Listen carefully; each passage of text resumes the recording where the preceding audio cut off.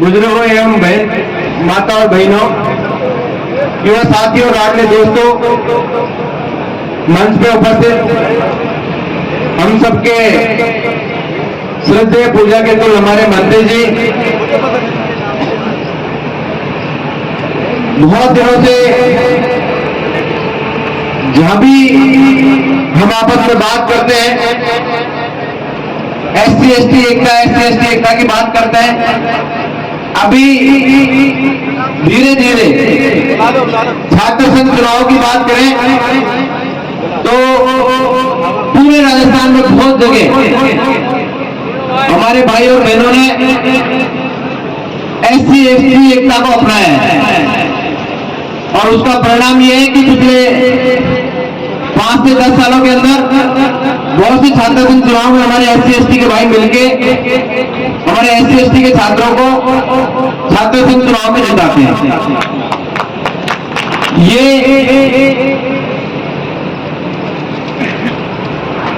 शिक्षा श्रेणी का दूध है, जो पिएगा जो दाढ़ेगा, उस बात को छात्र संघ चुनाव में हमारे दोस्तों ने, हमारे छोटे भाइयों ने सिद्ध करके बताया है कि हम शिक्षित हो गए, अब लड़ेंगे नहीं, हम एससी और एसटी के मिलके एक साथ,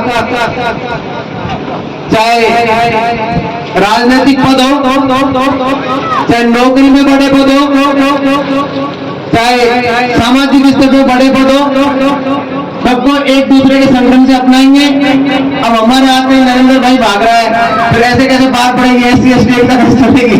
नरेंद्र जी आप स्वागत है। हमारे सम्मानित नरेंद्र भाई नेता प्रतिपक्ष हमारे बीच में आए हैं, मेरे से पहले चले गए। मैं आप सबसे ये कहना चाहूंगा कि हम सबको राजनीतिक सोच से ऊपर हटकर हमारे एससी एसटी एकता की विचारधारा नहीं, हमारे कर्म में, हमारे कर्तव्य में अपनाना पड़ेगा। जब भी हमें मौका मिले यहाँ पर हम हमारे एससी एसटी के भाई को आगे बढ़ा सकते हैं। चाहे वो कोई भी चुनाव हो, कोई भी परीक्षा हो, कोई भी लड़ाई का मामला भी अगर हमारे बीच में फंस जाए तो हम सबको मिलकर लड़ना चाहिए। हमें याद रखना चाहिए कि इस पांडाल के अंदर मुझे बहुत ही कम संख्या में एसटी के भाई दिखाई दे रहे हैं और इसी का परिणाम है कि धीरे धीरे अभी मेरे एक असिस्टेंट भाई प्रोफेसर का स्वागत किया। ये समय दूर आने वाला नहीं है जब एसटी के भाई अपने आप को ज्यादा पढ़े लिखे मानने लगे, वो ढूंढने को नहीं मिलेंगे। आगे से लड़के मोटरसाइकिल छोड़ने लग गए, बाबा साहब के, भगवान बुद्ध के विचारों से हट गए, अपने आप को ज्यादा बड़े मानने लगे। और हमारे एससी के भाइयों में जो जज्बा मैंने पढ़ाई के प्रति देखा, बाबा साहब के प्रति देखा, भगवान बुद्ध के प्रति देखा, उसका परिणाम है कि हमारा एससी का समाज पहले बहुत अंधविश्वासी था, बहुत सारी बुराइयां उनके अंदर थी। धीरे धीरे भगवान बुद्ध के मार्ग पर चल के धीरे धीरे उन्होंने अपने संस्कार को, चरित्र को सुधारा है और जीवन में बाबा साहब के सिद्धांतों को अपना के आगे बढ़ने लगे, बड़े पदों पे जा रहे हैं। और जब भी कोई राजनीतिक संकट होने की बात होती है, राजनीतिक चुनाव होता है, तो निश्चित रूप से हमारे एसटी समाज के भाई एकजुट होकर वोट करते हैं। एसटी के भाइयों को सीखना चाहिए। बहुत कम भाई है हमारे जैसे 10-5% जो सफल हुए हैं, बाकी भाई 80 से 85% लोगों को आज संगठित होकर एसटी के भाइयों से प्रेरणा लेकर एक होकर आगे बढ़ने की बात करनी चाहिए। जब तक बिना अपने आप को एसटी समाज का नहीं मानेगा, 4 जिलों को छोड़कर बाकी पूरे राजस्थान में आदिवासियों की स्थिति हमारे एसटी समाज से भी बहुत बुरी है। वहां पर अगर एसटी के समाज को जिंदा रहना है, अपनी संपत्तियां बचाने हैं, अपने घर मकान बचाने हैं, अपनी राजनीतिक प्रतिष्ठा बचानी है, अपनी नौकरियां बचाने हैं, तो एसटी के भाइयों का साथ लेना पड़ेगा। आज 4 जिलों में एसटी के लोग पढ़ लिखे तो वो अपने आप को एससी और एसटी से सबसे ऊपर समझने लगे। इसका दुष्प्रभाव ये हो रहा है क्या आप रोज पढ़ते हो कि मीणा एसटी में है, मीणा नहीं है? 4 जिलों में 12 समाज जातियों को और एसटी में जोड़ा। अब वो पढ़े लिखे काम आने वाले नहीं है, अब तो संख्या चाहिए। और संख्या कहां से मिलेगी? अनपढ़ गंवार जो एससी आदिवासी भाई है उनके पास संख्या है। हमारे एससी समाज के पास संख्या, वो 5% पढ़े लिखे मीणाओं के पास संख्या नहीं है। उनको नेता बनना है, रिटायर्ड होकर आते हैं, गांव में आके फॉर्म भर देते हैं, तब उन्हें सब चीज याद आती है कि हम एससी एसटी के हैं, हम तो मीणा है, ये है वो है। 60 साल तक जब उन्हें मीणा बनने का मौका दिया जाता है, जब कलम भगवान अम्बेडकर जी की कृपा से उनके हाथ में रहती है, तो भूल जाते हैं कि हम मीणा है। इसलिए मैं ये कहना चाहूंगा कि जितने भी पढ़े लिखे हमारे एसटी समाज के लोग हैं, उन्हें 85% समाज और 90% समाज हमारे एसटी समाज का, जिनको सही तरह से बाबे साहब के संविधान का, अपने अधिकारों का, अपने हक का फायदा नहीं मिल रहा, उनको आगे बढ़ाने के लिए अपने आप को ज्यादा पढ़े लिखे सिद्ध करने की आवश्यकता नहीं है। वो ज्यादा पढ़े लिखे हो गए तो वो सोचते ही अपने आप छोड़े।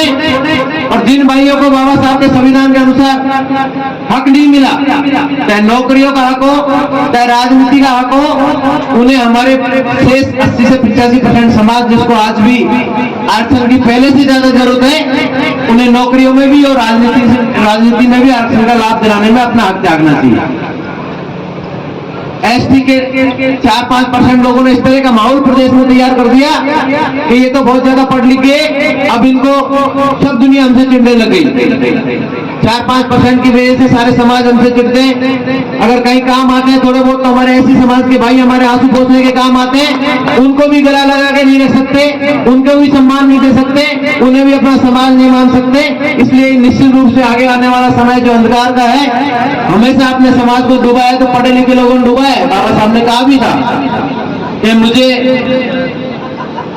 अगर हमारे अधिकारों को हक कर मेरे समाज को अगर लेके बैठेंगे तो ये पढ़े लिखे लोग बैठेंगे, अनपढ़ लोग तो बाबा साहब की शिक्षा पे, उनके सिद्धांतों पे चलते हैं, लेकिन पढ़े लिखे लोग अपने स्वार्थ के लिए सारे समाज को गुमराह करते हैं और उन्हें सही राजनीति के गलत रास्ते पे ले जाने के प्रयास करते हैं।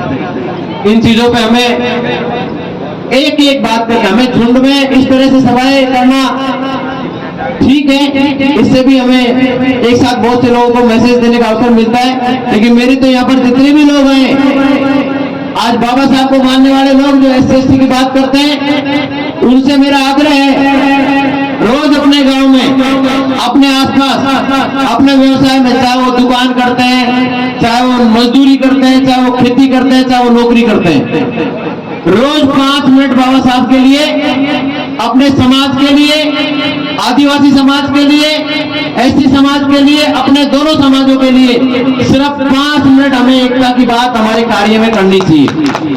हम कहीं पे किराना की दुकान करते हैं, हमारे पास सुबह शाम तक 50 भाई आते हैं, उनमें से 3-4 आदमी से कहा यार हम लोगों को एकजुट रहना चाहिए, चाहे राजनीति हो चाहे नौकरी हो।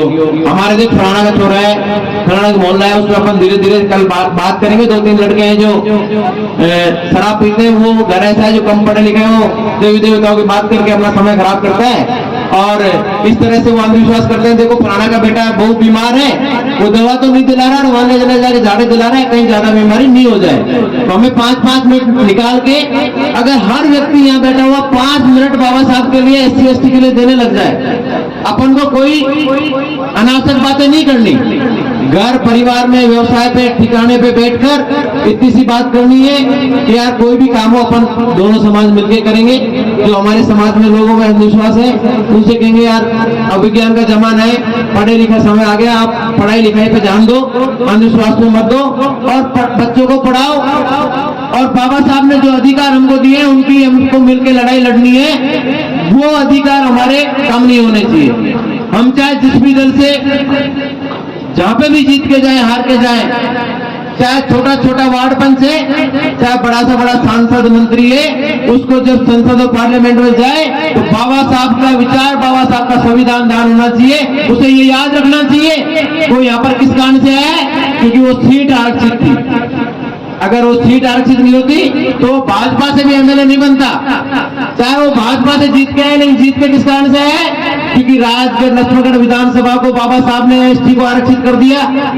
अगर बाबा साहब उसको एसटी में नहीं करते तो एमएलए तो बात की बात है, तुम सरपंच नहीं बनते। इसलिए बनने के बाद चाहे जिस भी दल से जीत के जा रहे हो, लेकिन जाने के बाद चाहे प्रदेश की पंचायत हो चाहे ग्राम पंचायत हो, आपको लड़ाई लड़नी है तो बाबा साहब के हक और अधिकारों के लिए लड़नी है। हमारा शेष समाज जो हमारे बाबा साहब के अधिकारों को नहीं पा रहा, वो कैसे पाए? समाज की बात करनी है, चाहे किसी भी दल से जीत के जाओ, लेकिन बाबा साहब को और बाबा साहब के समाज को और हमारे अधिकारों की लड़ाई लड़ने वाले लोग हमारे हैं। बाबा साहब के सिद्धांत वाले मिशनरी लोग, बाबा साहब को मानने वाले लोग किसी भी दल से जीत के जाएंगे तो निश्चित रूप से हमारे समाज की हक में बात करेंगे। और अगर बाबा साहब को नहीं मानने वाले लोग जीत के जाएंगे किसी भी दल से, तो चाहे वो किसी भी दल से हो, चाहे वो बसपा से जीत के जाए, लेकिन अगर कोई बाबा साहब को नहीं मानता तो वो अंदर जाने के बाद हमारे समाज की लड़ाई नहीं लड़ सकता। जिसके अंदर आग है, जिसके अंदर बाबा साहब है, उसको जिता के भेजो, चाहे जिस भी दल से जीत के जाए, आपके लिए कुर्सियां फेंकेगा विधानसभा में जाके, हमारे अधिकारों की लड़ाई लड़ेगा। हमें ध्यान रखना है, ऐसे लोगों को भेजना है। चाहे वार्ड पंच भी जिता है तो हम ऐसे आदमी को जिताएं तो बाबा साहब की बात करें, हमारे SC/ST की बात करें। आप सबने इतना समय मुझे दिया, सुनने का अवसर दिया, आप सबके दर्शन होने का मौका मिला, मैं आपका बड़ा ऋणी हूं। आपने साहूजी महाराज, सावित्रीबाई फुले, ज्योतिबा फुले, बिरसा मुंडा जी, अंबेडकर साहब और भगवान बुद्ध सबको एक साथ इस मंच पे बिठाकर जो सब समाजों को एकता का जो मिशन यहाँ से चलाया है, मैं आज जो कमेटी से निश्चित रूप से आग्रह करूंगा कि इस तरह के आयोजन, इस तरह के कार्यक्रम हर कस्बे में करे, हर गांव में करे, जिससे हमारे सब भाइयों को संगठन होने का मौका मिले, बाबा साहब का मिशन और बाबा साहब की शिक्षा हर व्यक्ति के पास पहुंचे। आप साहब ने बुलाया, मान सम्मान दिया, उसके लिए आप सबको बहुत बहुत धन्यवाद, बहुत बहुत आभार। बहुत बहुत शुक्रिया बड़े भाई बनेराम मीणा जी। मैं इसी क्रम में बिना वक्त करवाए